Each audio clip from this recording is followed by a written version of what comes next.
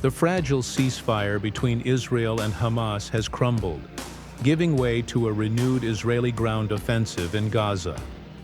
After weeks of tense negotiations, the failure to reach a lasting agreement has reignited hostilities, bringing fresh devastation to a region already battered by war. The Israel Defense Forces, IDF, have launched targeted operations, aiming to neutralize Hamas strongholds while controlling key strategic areas. However, this military push raises serious concerns about humanitarian fallout and the broader geopolitical ramifications of escalating violence. Israeli officials argue that the renewed ground campaign is necessary to dismantle Hamas's military infrastructure, which they claim has been rebuilt under the cover of the ceasefire. Reports indicate that Hamas fighters have used the pause to regroup, restock weapons, and fortify positions in Gaza's dense urban landscape. The IDF, in response, has deployed additional troops, tanks, and air support to eliminate what they see as an existential threat. However, Hamas remains defiant. The militant group has vowed to resist with force, launching rocket barrages toward Israeli cities.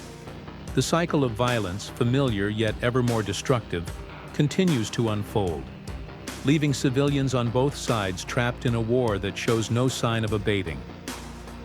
With each round of conflict, Gaza's humanitarian situation grows increasingly dire.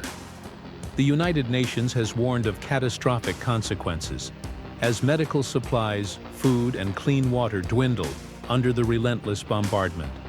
Hundreds of thousands of displaced civilians find themselves with nowhere to turn as refugee camps swell beyond capacity. Israel maintains that its operations are precise, targeting only military sites, yet reports of civilian casualties continue to mount, fueling international outrage. The international community has responded with urgent calls for restraint. The United States has reaffirmed Israel's right to self-defense while urging efforts to minimize civilian harm. Meanwhile, regional actors such as Egypt and Qatar are working behind the scenes to broker another ceasefire, though prospects remain slim as both sides dig in their heels. As the conflict intensifies, questions arise about the long-term strategy. Can a military solution truly bring security, or does it risk deepening the cycle of resistance? The world watches anxiously, hoping that diplomacy can find a foothold before the devastation becomes irreversible.